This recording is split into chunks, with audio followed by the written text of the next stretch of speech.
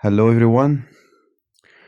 Today we are going to solve March 2026 paper 42, coordinated sciences 0654.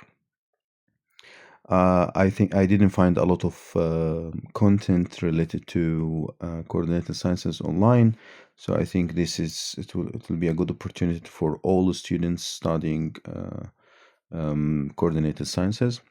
This is the most updated available exam, which is March 2026 for the coordinated sciences. And I think this will be very useful revision. So we will cover most of topics, and at the end, I will give very important tips and formulas and a lot of things related to the exam.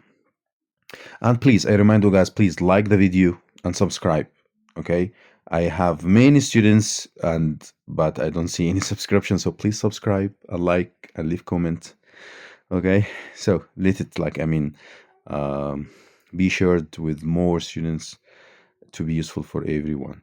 So question number 9. This is the first question for physics. Um, State the boiling temperature of pure water at standard atmospheric pressure. Include the unit. So the boiling temperature, as you know, it's 100 Celsius. So don't forget to write the unit, even if they didn't ask for the unit. And since they asked for the unit, if you will not write the unit, you will not get the full mark. Okay. Next one is about describe evaporation in terms of particles. And usually, look, you have 2 points here. So you have, usually when you have a question about describing or explaining, you should explain in details. Okay, don't make like short notes. Okay, so when we talk about evaporation, so we talk about in terms of particles. So those particles at the surface of the liquid, okay, at the surface of the liquid, and they have like the most energetic and the most kinetic energy comparing to other particles. Okay, so this is the first point you have to mention, that particles at the surface of the liquid. Okay, it's very important to say that it's that's at the surface of the liquid. Okay, and they have what?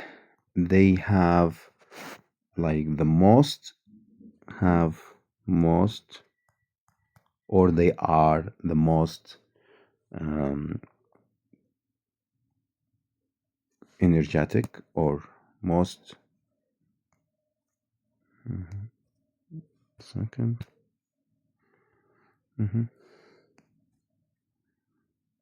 Most energy or most kinetic energy, let's say most kinetic energy.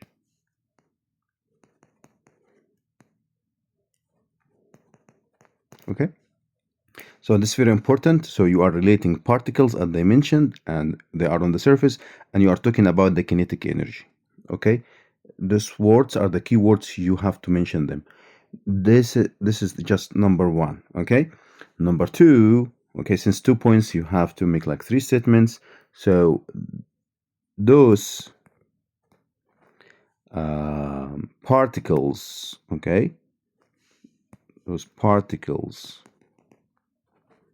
with this enough or most kinetic energy, since they have this high kinetic energy, okay, they will overcome, okay, the attractive forces between them and the neighboring particles. Okay, so because of this, they could escape. So you have to mention the reason. Okay, so they can overcome, okay, the attraction forces, the attraction forces, okay, and escape Okay, escape from the liquid, from liquid. Liquid. Okay, so please don't forget the keywords and don't forget to talk about that they have enough kinetic energy so they can escape from the liquid. Okay, don't just write one word and expect to get the full mark. Then explain why an increase in temperature of a liquid changes the rate of evaporation. So if we talk about why increase in temperature, so increasing temperature, what it will increase? Increasing temperature will increasing the kinetic energy. So it's more motion. So it's now it's easier to overcome. So more particles would overcome and escape. It means increasing the rate of evaporation. Okay. So now let's write this. So how many points we have here? We have 2. Okay. So higher temperature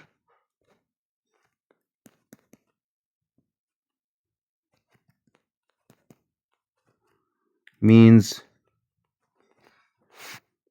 particles have more kinetic energy. Okay, more kinetic energy. Okay, and this will lead to what? And this one will lead that. So this is the second statement. So more particles can escape, right? More particles, they will escape from the surface. Okay, and the surface, okay, will escape. Okay, and this will lead to what? And that means increasing in the evaporation, right? Increasing the rate of evaporation. Okay, guys? So this is the 2 statement. So usually try to not just to say, oh, particles move faster. No, you need to connect this one more about the ability to escape. Okay, they get kinetic energy, yes. So this will, since they have more kinetic energy, it means they will overcome. They have more. They will overcome the attraction forces, so they will escape, and then they will increase the rate of evaporation. Not just they will be faster. Okay. So next one, complete the sentences using the words from the list. So now look, thermal energy transfer takes place by space in all solids. In solids, as you know, it's conduction,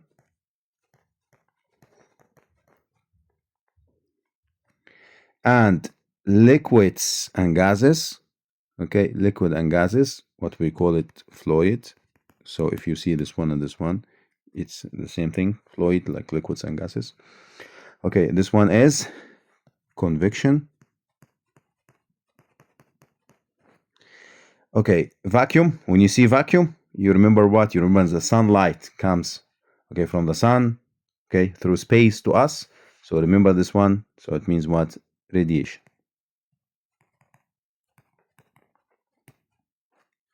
Okay. Next one. This one is just, as you see, it's just, to complete the sentence.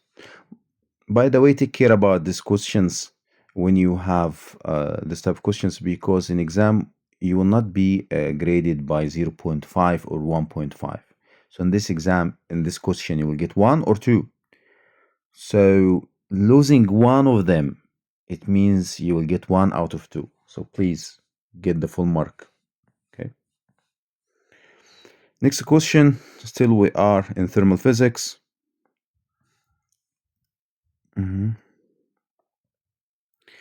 Now, the figure 9.1 shows an ice cube submerged in water and held in place with a plastic gauze. The boiling tube is heated halfway along its length with Bunsen burner flame. Okay, if you look at this one before knowing the question, look how it looks like. Look, the ice is here while it's heating here on the top. Okay, so this is before looking at the question to see how it looks like. Okay, so explain why the ice cube doesn't melt rapidly when the water at the top of the boiling tube is boiling. So here its top is boiling. Why the ice, okay, doesn't melt rapidly? So number one, let's look at the question. How many points? We have 3, so don't just write one word. So let's start with this one. This one here is water inside. Number one, the water is poor conductor of heat. Okay, because to transfer heat from here to there through water, it's poor conductor.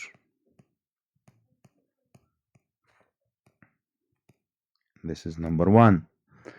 Okay, so it's not easy, okay, to travel downward by conduction. Okay, by conduction, it's not easy as you think. So look, we said poor conductor, and what I'm going to say conduction. So you have to mention usually conduction, convection, and those keywords. Okay, so heat doesn't easily travel, okay, by conduction.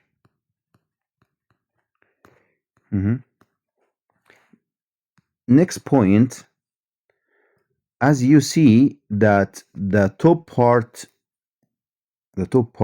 is the hot water at the top, and this is actually a problem for us. Why? Because it's usually when it's hot it will be less dense and it goes up, and already it's up there, it will not go down. Okay, so the hot water goes up, it will not go down to the ice. Okay, because less dense goes up. Okay, this is the second problem we have. Okay, so hot water at the top. You know, if we were heating, if it was different, and we are heating downward like the bottom, it could be different, but we are heating on the top. So hot water at the top, and of course it's less dense. Okay, and so hot water is less than the cold water, right?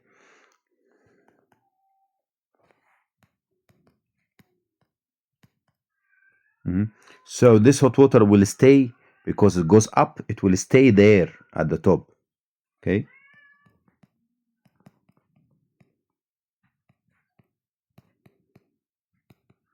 now since it stays up there, so it doesn't go, you know, if it goes down and goes up and down, so we will have this current. Okay, we will have what we call it, this current, we call it what? Convection, but we have no convection. Okay, so also, okay, it doesn't the current doesn't go down. Okay, so no convection downward. Okay,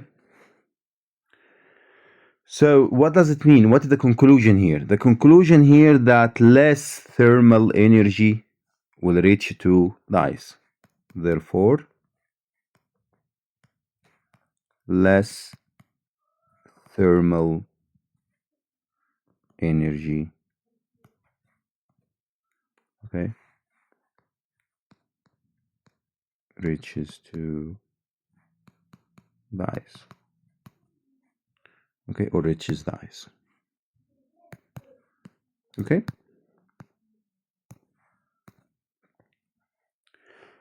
So please, guys, again, try to explain very well your answer, like, because this is three marks.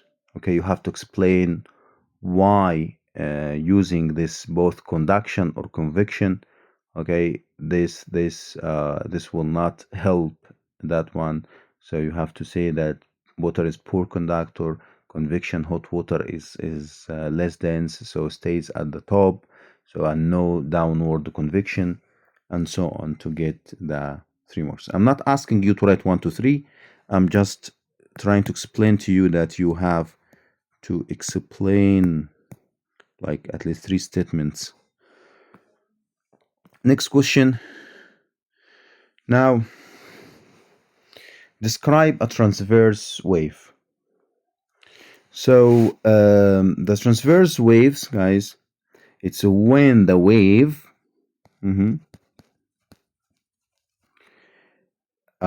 moves in which the vibrations, or we call it oscillations of particles, they are moving perpendicular or at right angle to the direction of wave travel or direction of energy transfer. Okay, so if we say like something like that, and the wave, this is wave travel in this direction, and the particles themselves, it goes like up and down, like perpendicular to the direction of wave travel or direction of motion, direction of energy transfer. So a wave in which the vibrations, okay, or oscillations, write any of them, of particles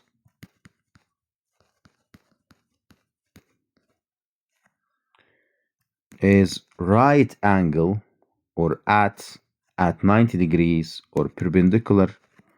Okay, don't say in exam just transverse means the wave is perpendicular. You will not get 2 points.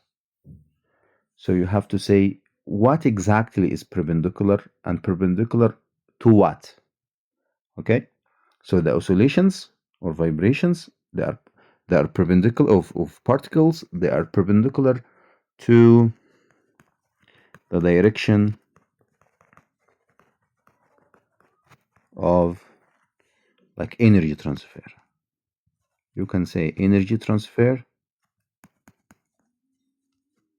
okay, or you may say the direction of wave travel. Okay. Again, keywords to say vibrations, and they are perpendicular on the direction of, okay, of energy transfer. Now they said set an example, one example of transverse wave. Look, all the electromagnetic spectrum, they are transverse, all of them. So you can say light or visible light, it's fine. You can say X-ray, gamma ray, radio waves, microwaves, any of them. Okay, or even you can say water waves. Also, water waves, they are water waves. Okay, they are transverse. Take care to write only one. If you are sure about one, write one, because if you write two and one of them correct, one of them incorrect, you will not get 1 point in exam. Like the examiner will not pick for you your answer which one is correct. Okay, you can say that that all just remember this, like all waves are transverse except Okay, which one? Sound? Sound. Take sound. Okay. And what else? And the seismic, okay, primary, okay, of the earthquake waves, okay, earthquake waves, the primary type, okay. This one also is longitudinal waves, okay. Remember this because this is you may have in exam, okay. So seismic, P, or sound, both of them are longitudinal waves, okay, but anything else is transverse, okay guys. Longitudinal.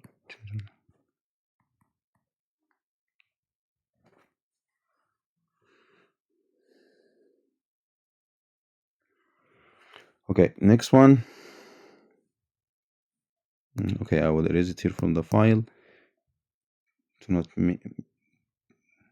I'm afraid that someone will see the file, will think that this is example of transverse, so I will remove it. Okay, next one.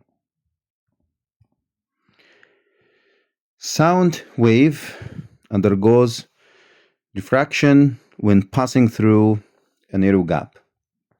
Okay, so describe diffraction. So this is one point. So diffraction is what? Is the spreading out of waves, okay, when they pass through the narrow gap, okay? So don't forget to write spreading out. So diffraction is the spreading out.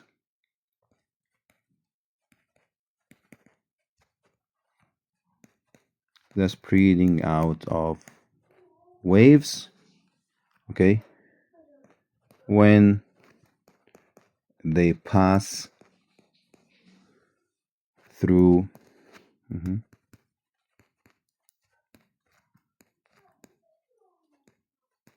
a narrow gap, okay. Now the width of the narrow gap is decreased. Describe the effect on the diffraction of the sound wave, okay. So here you just to make it like easy for yourself, if the gap will be decreased, okay, if we have narrow gap, this will lead to what? Lead to more diffraction. Actually, it's better to draw this, so you may be asked to sketch both, okay. So if you can sketch this one, like check yourself that you know how to sketch them, okay, because this will help you to in other type of questions, okay, when they ask you to differentiate between the two types, if you have like narrow gap or wide gap, okay. For example, it can be like that, like you can make like something like this. Of course it will be to make it better than this. So if you have let's make one wide. So if you have one, okay, let's try to make it this way. So if you have wide, let's say like this one, and you have waves in this way, so in this case you have small diffraction, so it will be something like this.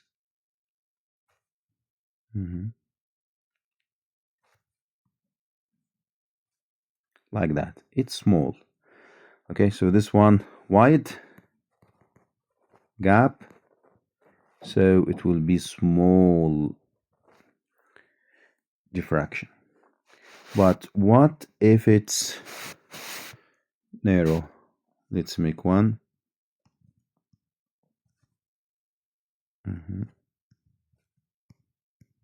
What will happen in this case? You will find the diffraction will be more and more. Okay, so narrow gap, this will lead to what? Large diffraction. Okay guys, so try to make it in this way. It's important usually to know how to draw. Okay, so narrow gap, it means more diffraction. Okay, and of course if you have wide gap, it means less diffraction. Okay, and since we are talking about transverse, so it doesn't mean that you will not study the longitudinal waves. Also you have to know them. Okay, and you have to know how to sketch them. Let's have a space. If you have any space, I will make it here. Like if you be asked to draw, you have to, we can make it in this way, like they are very close to each other, we call it compression, and then they are wide, then you have again. Okay, so in this case, when they are very close to each other, we call it compression. Okay, compression, compressed. When they are far from each other, we call it rarefaction. So you should know how to draw them. Okay, the distance from compression to compression, we call it wavelength, lambda, wavelength. So when you describe the longitudinal waves, you should show that those particles are or vibrations. Okay, the vibrations of particles are parallel to the direction of wave travel. Okay, in transverse it was perpendicular, but here it's parallel. In here in longitudinal, it's compressions, contains compressions and refractions, but in transverse it will be crest. This one, the maximum point or the peak, we call it crest, and the minimum point we call it trough. Okay, so please don't forget these details and the diagrams. Okay, again, when I revise a point with you, it doesn't mean that you revise only the question what I'm solving. Maybe you will have the other side of the question. Okay, like this question, for example, it's talking about find refractive index. Refractive index n equals to sine I over sine r. We will use this one. Why I'm going to use this one? Because I have here the incident angle. I have I equals to 60 degrees, and we have r, the refraction angle. It's written here r equals to 41 degrees. So I'm going to use this one. But it doesn't mean that you should not know the other formula for the same refractive index, because the question can be changed. The other formula, that the speed of light in vacuum divided by the speed of light, okay, in the other medium. Okay, for example, if you are talking here about water, let's say, so in water, speed of light in water, let's say. Okay, so you should know this one, because you may be asked to use this formula. How can I know that I will use this formula? It depends on the given data. They may ask you in the question, they will not give you those degrees, and they will ask you to find let's say to find n. If it's a given, they will give you the speed of light in the medium in water. Okay. And again, you should know that it will not be given the speed of light, 3 times 10 to the power of 8 meters per second. So this one you should know. And if they give you the speed of light in water, in this case, you will divide them and you will get n. But in our question here is easy thing. We have sine I is 60 divided by sine r, and r here is 41. This will give you 1.32. So this is the answer. A very important note here. Number one, that when you sine 60 over sine 41, please double check that your calculator, the mode is degrees, because this is 60 degrees, 41 degrees, not radian. Okay. Number two, some of you, they forget and they write sine 60 divided by 41 without sine. That's incorrect. Please remember that's not 60 over 41. It's sine 60 over sine 41. Okay? And of course, we cannot cancel sine with sine. Okay? Your answers, 1.32 is fine. You can just write it there. Okay? Next question. A light ray travels in water and is incident on a boundary with air. Complete figure 10.1. You have to read the question very well. They need to show what? Show how total internal reflection. We're talking about one case here, about total internal reflection. We are not talking about refraction. So you have to draw the total internal reflection. And here there's a label. You have to label what? The relevant angles, like incident angle, like reflected angle, both of them, the angle of incidence and the angle of refraction, you have to label them on the graph to get the 3 points. So use your ruler, please. Okay. So we will make dashed line. That it must be dashed line for the normal. And I make here right angled. And write that this one is normal. Now you will get 1 point. Then, to have total internal reflection, the ray travels in water, so it comes from water here. Again, use ruler, please. You have to label the incident angle. This is the incident ray.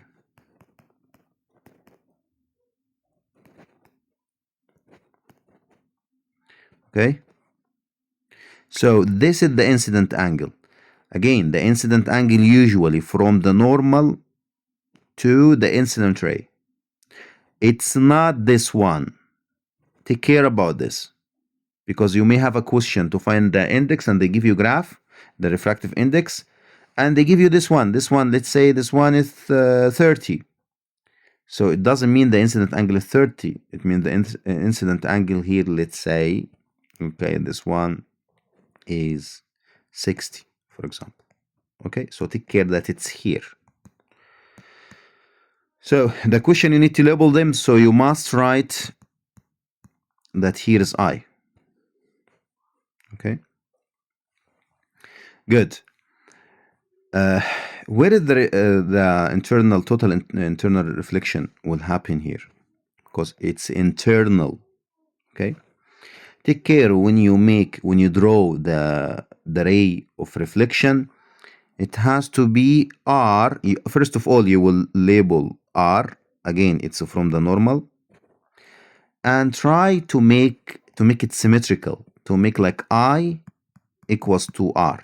It doesn't have to be accurate, but don't make it like this. It's very appears that they are not equal, and that's incorrect. Okay. What else I wanted to remind you? Total internal reflection. You should remind yourself when it happens. This total internal reflection happens under 2 conditions. You should know them. Number 1, when this I, the incident angle, is greater than the critical angle. This is number 1. And number 2, the ray must come from the denser or more dense medium to less dense. So from more dense to less dense. Those are like the two conditions to have total internal reflection. So you have to revise that. Okay.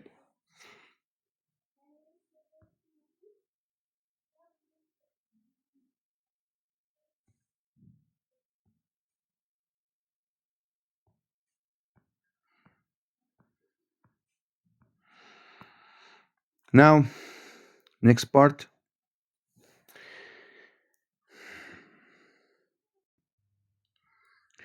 A lamp has a current of 1.2 amps. Calculate the charge which follows through the lamp in 1 minute. State the unit. So we will learn a lot from this simple question. Number one, that please, when you write, you must write the formula. Okay, at least if your answer is incorrect, you will get the method mark. And please, before writing the formula, make a triangle. Okay, so which one I have, which formula I have is a relationship between the three, between time, I, and Q. Which one is I equals to Q over T. Why I'm asking you to write the triangle? To decrease error. Because some students, they write, for example, that Q equals to I over T. Okay. But if you have a triangle, you know that what I need to find, they said calculate Q, the charge. Okay, if I need to find Q, I need to multiply this two. So I times T. Okay, so please draw the triangle. Okay, triangle, you have the formula. Now please step number 2, substitute in the formula. So Q equals to I. I is 1.2 amperes. Okay, how about the time? This is the second thing to take care about. Usually, please convert everything you have, okay, to the SI units, the International System of Units. Okay, so if you have minutes, make it seconds. If you have hours, make it seconds. If you have days, make it seconds. Okay, the same, if you have grams, make it kilograms. If you have kilometers, make it meters. Okay, unless if they ask you for something different. Okay, so don't write 1, it will be incorrect. I write what? I write 60 seconds. 1 minute equals to 60 seconds. Okay, so the answer is 72. Okay, the last step, 72 only? No, you have to write the unit. The unit is coulombs, C. So charge 72 and unit, you can write C is fine. Or coulombs.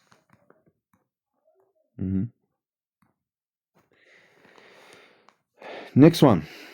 Okay, so don't forget the formula, triangle formula, substitution formula, write the final answer, and don't forget the unit. Even if they don't ask for the unit, please write the unit. Now, next question, they are asking to describe the nature of the direct current DC and the alternating current AC. So, what we have to do is that the DC current, from its name, direct current. Direct current, it means like one direction. Okay, so direct current, it means current flows in one direction. Okay, one direction only. Okay, no change. Okay, no change in direction. No direction change. Okay, now we got 1 point. AC, the second point, the alternating current. Here they said that direct current, alternating current. If the question just DC and AC without the direct current, alternating current, you have to write it. You have to write that DC is direct current. Okay, where current flows. Okay, alternating current. So you have to write here. It's since it's written, I'm not going to write it again. Okay, so what's happening here to AC? Alternating. So the current here is reverses the direction or changing the direction. Okay, so this one, if I'm going to draw this direct current, I'm going to represent it in this way. And also it's good to know how to sketch it. Please sketch it. Like it will be like this. Okay, so if you have current, let's say that this is ampere and amps. Okay, so it goes direct. But AC is sine wave. Remember, like sine wave goes up, then change the direction, down, and so on. Okay, so this one is DC and the other one is AC. Okay, so this one current, okay, reverse or change direction, reverses direction. Okay, let's say changing direction. Okay. And this direction, by the way, it's changing at a certain frequency. For example, the main electricity what you have at home, it's AC, and it's 50 hertz. At home, you have 50 hertz. By the way, don't forget that the unit frequency, it's hertz, Hz. So 50 hertz, this is AC current what you have at home. So 50 hertz, what does it mean? You have 50 complete cycles, 50 complete periods in a second. Okay, so this is example of if they ask you to say example of the AC current, this is the main current what you have at home, 50 hertz. Okay, and the DC, we get the DC usually from batteries. Okay, example, battery. Here, if you give example, here is main electricity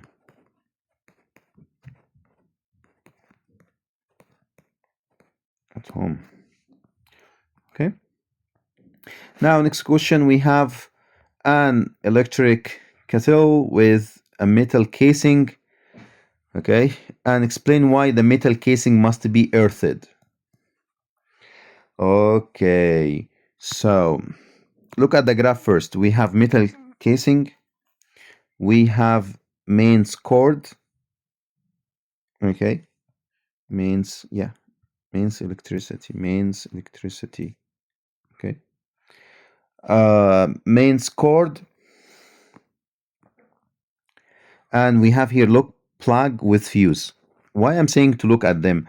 Because you have to talk about it. You have to talk about this one. You have to talk about this fuse. Okay, mister, I don't know earthing. What's earthing or what's grounding? So earthing, we connect the idea of earthing that we have, like, since we have actually like 3 lines, one live and one we call it neutral, and the other one, this is earth. Okay, so okay, why we know live, neutral? How about earth?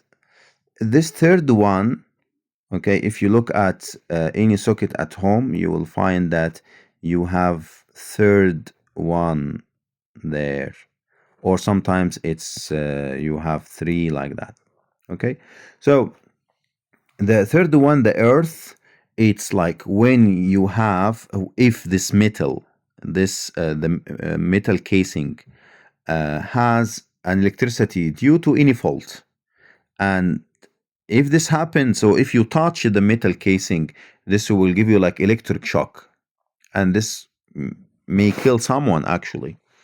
So in this case, what we do is, if this live wire, for any fault, for any reason, touches this metal casing, and this may lead to electric shock for any human, because of this we use the earthing. So earthing, it's like wire with like very small resistance, and mostly this wire, it's from copper, because copper is very good conductor, like very small resistance there. So electricity, instead of moving to your body, if you touch the metal casing, it will go to the easiest path with less resistance, which is the earth. So it will go to the earth, and all of the sockets on your house, they are on the whole building, connecting to one metal rod under the ground. Okay, so if you have any problem with electricity, all of them should go to the ground. Okay, so what will happen then if I have like very high current goes to the earth? I protect myself, number one, and then when it goes to, if there is a fuse here in the plug, that one, the fuse will detect high current, so it will be burned. So this will break down or disconnect the electricity. So this is like safety thing for us. So let's write this. So we can say that if a fault, 3 points, okay? If a fault happened backwards and the live wire, okay, touches the metal casing, okay, that one, metal casing, huh? We use what the vocabulary mentioned, okay, the metal casing. Okay, so it means now what will happen? The metal casing itself will be what? The metal casing will have like high voltage, will become like become electric. Okay, the metal casing becomes live. Okay, it will be instead of live. Okay, instead of this live wire. Okay, then without earthing, what will happen? Okay, so if we have no earthing, without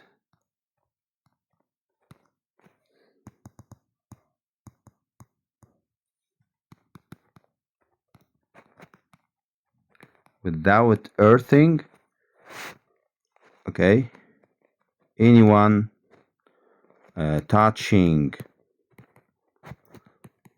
the casing,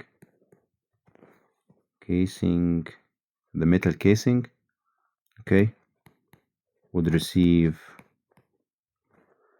electric shock. Okay, so this is the 2 points. Okay, I need to write more. The third point, this earthing wire has very low resistance. Okay, so the earth wire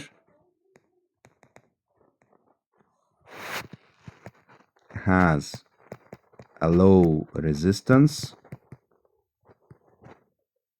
Okay, and this so the current will flow through this one. So current flow, okay, to earth easily. Okay, what else I can say? That this will lead that very high current, okay, will go to this live wire. So this will lead to what? That it goes to this fuse. Okay, and the fuse is also, you have to know why we use fuse. We use fuse to as a protection device. It's protection from what? From high current. When it detects high current, so the small, very thin wire inside will be burned, so it will open the circuit, okay, to save other appliances and other circuit components. So you should know what is the use of fuse, and this is what's happening here. Okay, So this large current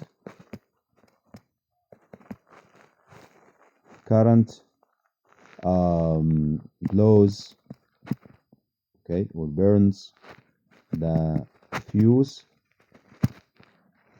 and disconnecting the circuit. Disconnecting, okay, the circuit. Okay. I try to explain in details, okay, to know exactly what to write. So please in exam write details as more as you can. Okay. Now, next question is about a wire carrying a current out of the page. Out of the page. So in this case, like you will use right hand rule. Okay. So please now imagine that you are using your hand right rule and you are holding wire. So the thumb goes up, right? Like out of the screen. In this case, your four fingers is like anti-clockwise. Okay, so the pattern here of magnetic field, it should be something like this, but anti-clockwise. The most important direction. Don't forget the direction. And here it will be the same. Try to make it uniform, to make it good circles, but take care when you go far. Try to be also far a little bit. Okay, because the strength of this magnetic field, it should be weaker when you go farther from the center of the wire. Okay, so just make it okay. So this one, let's say it will make it far a little bit. Okay, try to, of course, to make it better than this, but don't forget the direction. Okay. Next one. So this one is what? Okay. Right hand rule. Okay. Next one.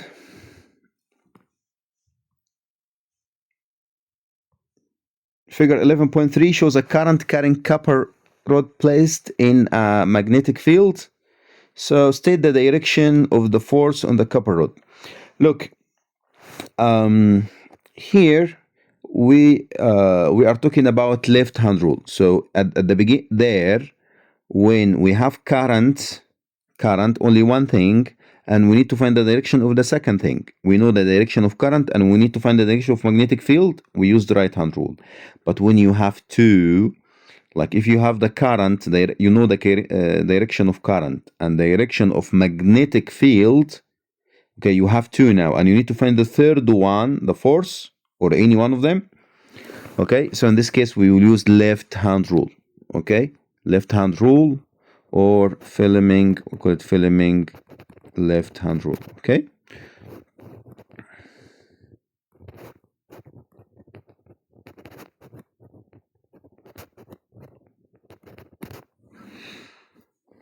So the direction of current, it goes from positive to negative. Okay, take care. Direction of current from positive to negative. But if we talk about direction of electron, it's from negative to positive. Electron from negative. Okay, but here we are talking about direction of current. So this is the direction of current. So here this is the direction of current. Okay. How about the direction of magnetic field? Usually the direction of magnetic field is from north. Okay, from north to south. From north to south. So now, since we know that the left hand rule, remember that the first finger was for the magnetic field, and the second finger was for what? For current. Okay, and so in this case, the thumb will be for what? For the direction of force or motion. Okay, so if you apply this rule, you will discover that it's in this direction. So this copper rod will go in this direction.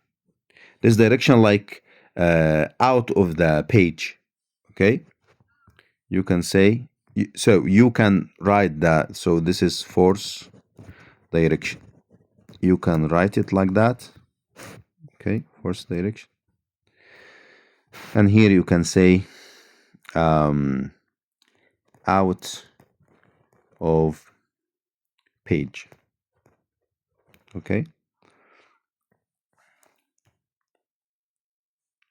Okay, to you. Okay.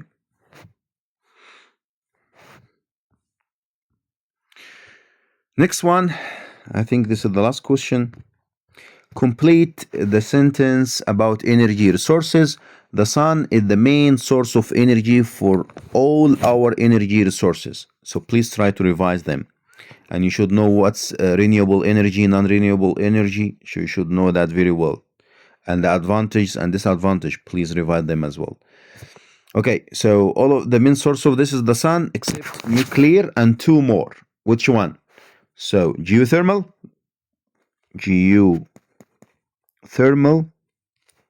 okay, and what else? The tidal energy. Okay, so the three, you should know them very well. Okay, guys, because of course you know that the resources comes from the sun. Like for example, wind comes from the sun. Why? Because sun heats the air, and you know the density. So air became hot and goes up, because you know it's hot, less dense, it goes up, and this convection. So moving of the wind, this is because of the sun. Solar, of course, from the sun. Hydroelectric, it's also the sun evaporates water, so you know this water cycle and all of this story. Even fossil fuels, it's also the same, because it's like very old plants, and also that use sunlight. Okay, so which one you will not find? Geothermal, because this heat comes from the earth, inside the earth. Okay. And tidal, it's because of the gravitational force or pull of the gravitation, force from the moon. Okay, so these three, remember that they are not the main source of the sun is not the main source of those three types of energy. Okay, and nuclear fusion, of course, in the sun. Describe the process of nuclear fusion. Don't please in exam confuse yourself about fusion and fission. Fusion came from fuse. Fuse, it means join or combine. Okay, and this happens when two small light nuclei, they are combining or fusing or joining to form a larger nucleus. Okay, and this of course will release large amount of energy. Okay, so you can write that it's when two small, okay, light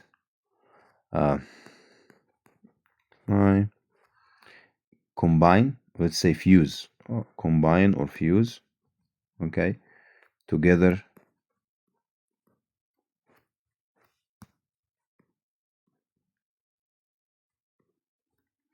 to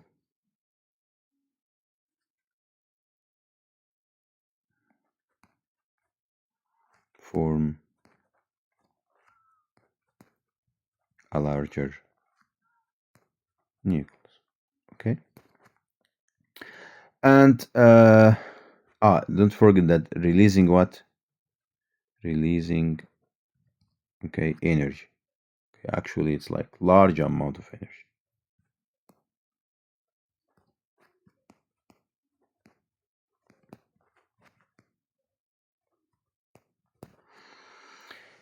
So what is the other one? The other one is fission.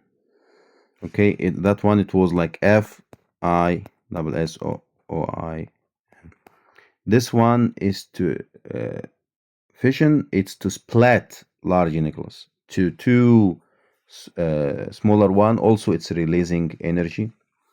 Okay, so what's inside the sun? It's nuclear fusion. Okay, like hydrogen, and they are combining to make helium. Okay, you have to know both of them.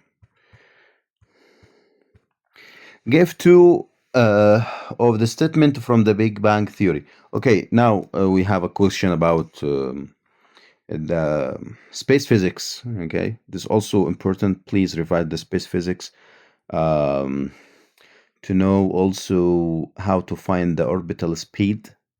Okay, you should know that, and try to revise it, please, in general the topic, because it's also you will find one question about it. Not a lot of questions here about space physics, but it's important topic. At the end, I will say some instructions. Please be patient. Okay, so let's write about the Big Bang Theory. We need to write only two.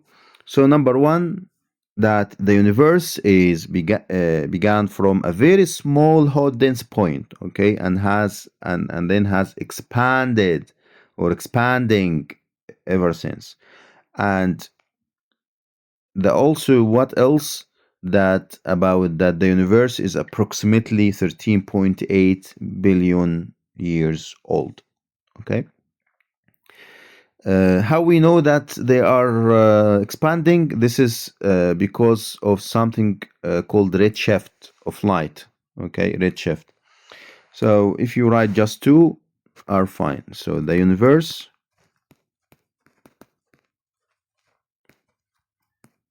began from a very small hot dense point. Okay, and expanding. Okay, what else you can talk about the universe, because that's also one of the most popular questions about the universe age. So the universe is approximately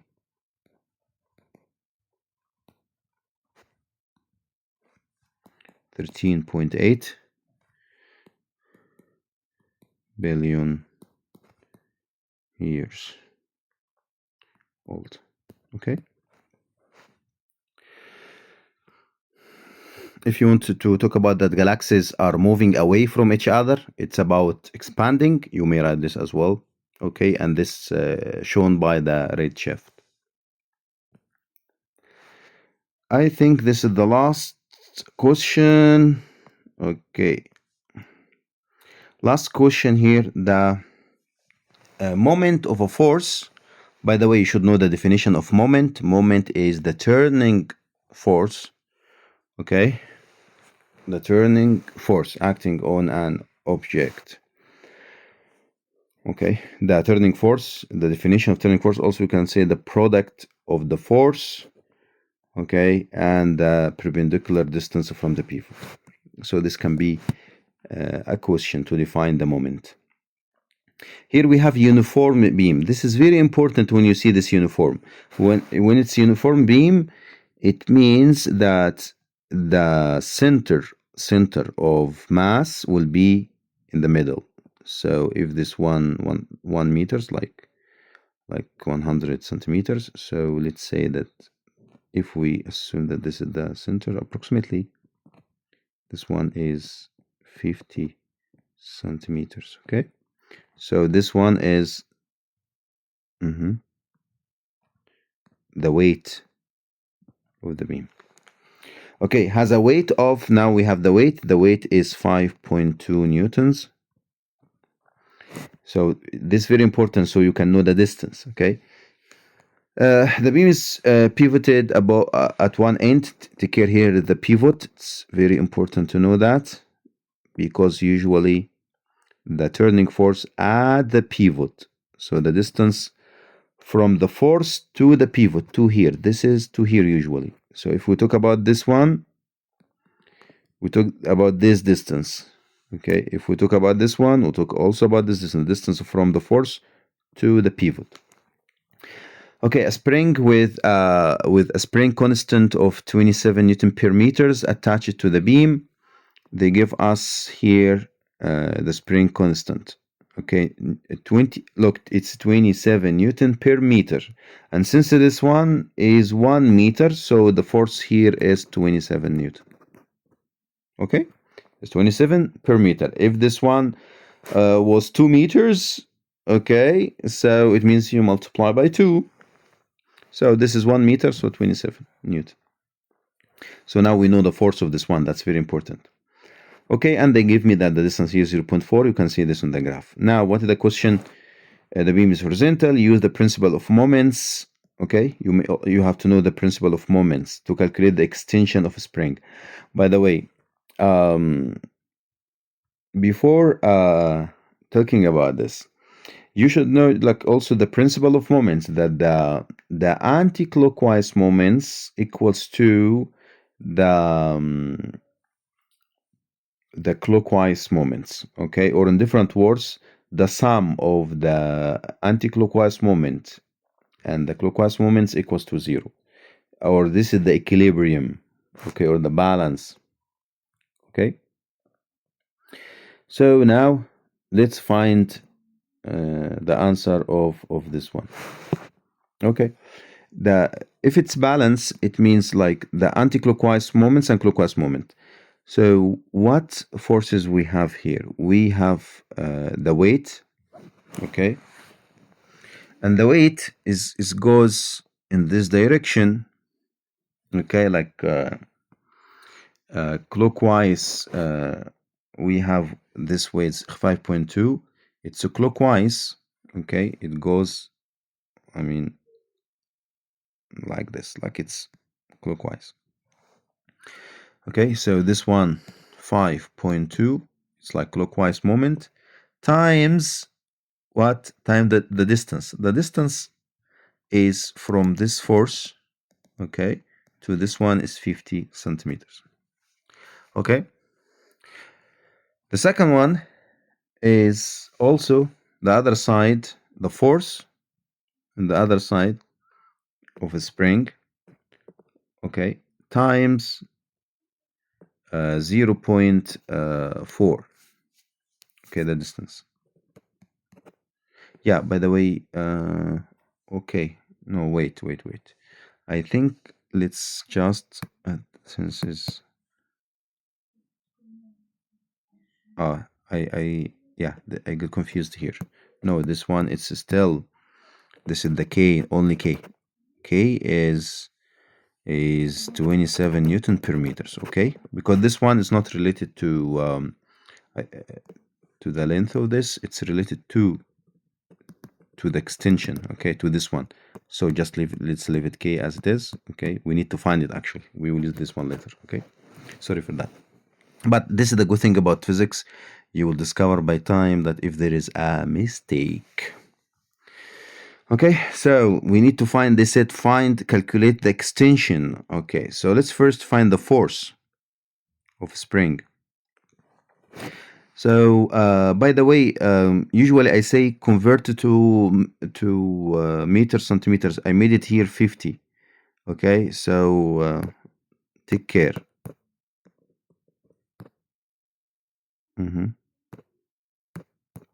So this one in meters, so make this one also in meters. Okay, if this one centimeters, this one centimeters, it's balanced, it will not be a problem actually. But let's follow this and make both of them in meters to not have any problem in calculations. So we can see now that F equals to 5.2 times 0.5 divided by this one, right? 0.4. So let's calculate this. 5.2 times 0.5, so it's 2.6 divided by 0.4, so the answer here is 6.5 newtons. So this one is only this is the force, but they asked us to find the extension. Remember again the triangle that f equals to k times x. So if you want to find x, the extension should be what? F over k. And since we have F 6.5 newtons divided by K, which is 27 Newton per meters. So X now will be, look, if you cancel N with N, it will be in meters, okay? The answer will be in meters. Even if this one not given, you know it will be in meters. So let's see, 6.5 divided by 27. So the answer should be 0.24 or 0.241. Two significant figures are okay. In physics, two significant figures are okay. In math, three significant figures, but in math, two are fine. Okay, so the answer is 0.24 meters. Okay, so we are done with this exam. Hopefully it was useful for you. But okay, I will say some tips and some stuff. Formulas, I will write them again. Okay, here I wrote this notes. So number one, please revise electric circuits and formulas. Revise transformer and the equation of transformers, because you may have a problem about electric circuit and transformer to find the power, to find the voltage, current, to find the total resistance or the equivalent resistance if they are parallel or series. Transformer to find the voltage or to find number of turns. Radioactivity, please also revise the half-life. Orbital speed, the formula, revise the formula. So I will now write with you the formulas again, and let's see, just for a final revision for you.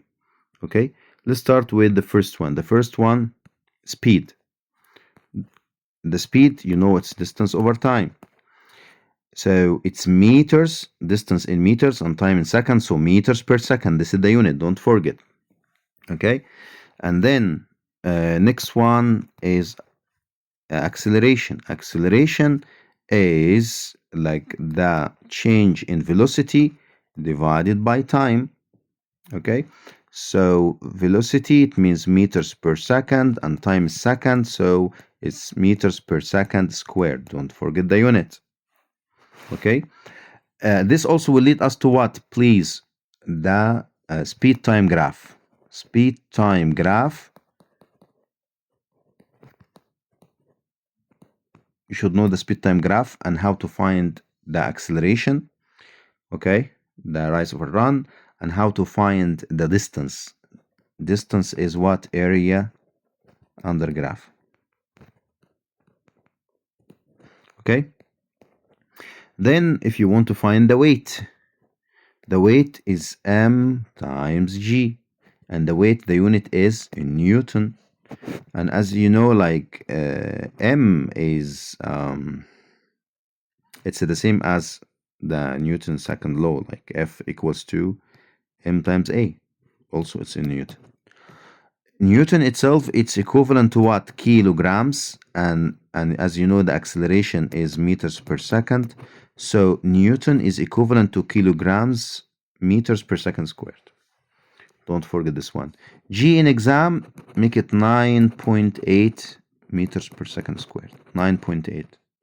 Okay? Don't make it 10 to have accurate answer. 9.8 or 9.81.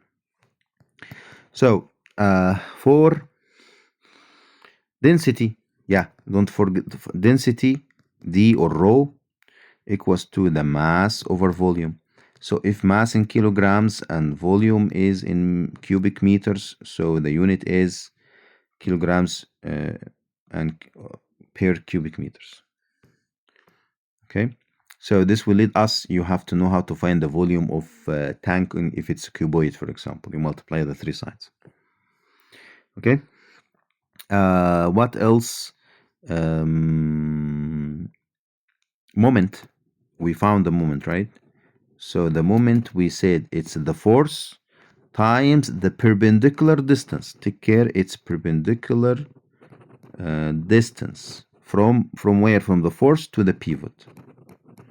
from the force to the pivot. So the unit here, since this one in meters and this one Newton and meters, so Newton meter.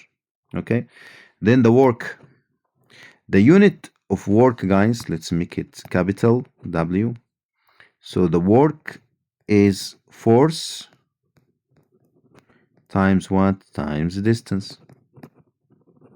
So the unit also Newton meters, but the work unit we use joule, okay, or joules.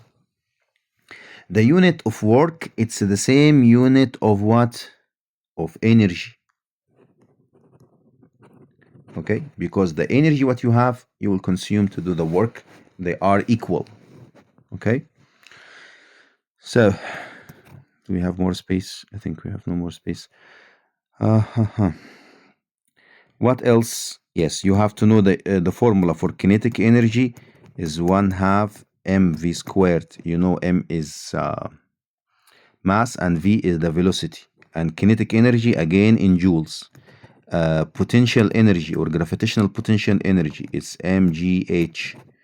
M is mass, g the gravitational force, and h is the height. Okay, it's also in joules. They are in most of examples you will have, they are equal. All the kinetic energy will be all the potential energy will be transferred to kinetic energy. What else? The power. The power is the work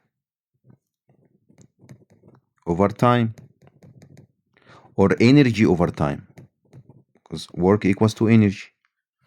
This is also important to know. Why? Because when they ask, if they ask you to find the energy, you will say that it's the power times time. So you may say that the power, later you will know that power is what? Is VI. The power is VI. The voltage, V is voltage or potential difference. Okay, potential difference. Okay. So E equals to VIT. Okay. And we know before that Q equals to what? Equals to I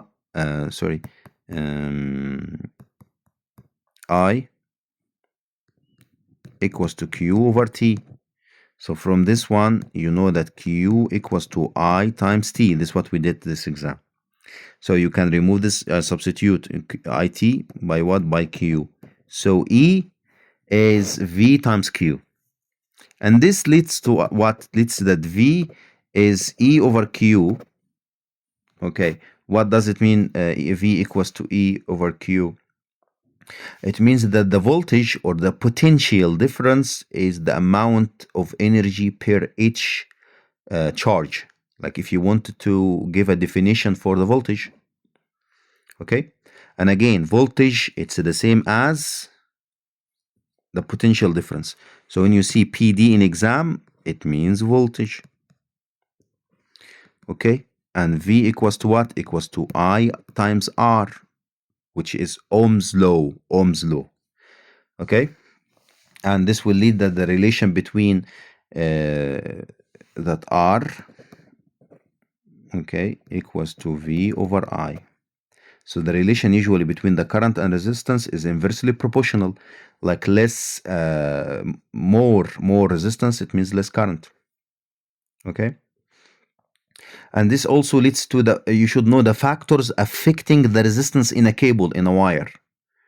Like what? The length. I will write here. What factors affecting the resistance? The length.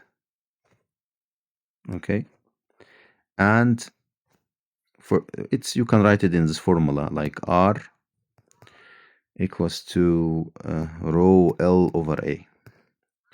Like the resistance is directly proportional to L. Like if the length of wire more length, it means more resistance. And is inversely proportional to the cross-section area. So more cross-section area, it means less resistance. So this is our, like, for now, for your syllabus, the two factors affecting the resistance, the length of wire, the length, and the cross-section area. Okay. What else? don't forget the transformer. Transformer we have the power input should be equals to the power output. If we consider that the efficiency, look, we assume that the efficiency of the transformer 100%. So because of this, the power input equals to the power output, this assumption, okay? So power is V times I, and power here V times I. So this is input, which is primary, and the output is secondary. So remember this one if you have the voltage and you wanted to find current. Okay, the second one to remember that the relation between the voltage and the number of turns in transformer, it's directly proportional. Like more number of turns, it means more voltage. So if you have the secondary side is more number of turns, it means more voltage. It means this is step up transformer. If the secondary side less number of turns, it means less voltage. It means step down transformer. So what is the formula we can know from this relation that the V of, like, let's say primary, and here N primary, V secondary, N secondary. Also this is if you want to find a number of turns.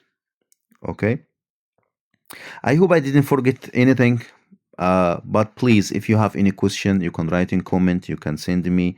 If you need this file, please write also. And if you have any question, please just leave comment, ask me. You are welcome anytime. And good luck, everyone. I hope the best for all of you. Okay, goodbye. Don't forget to subscribe and like and share and comment. Goodbye.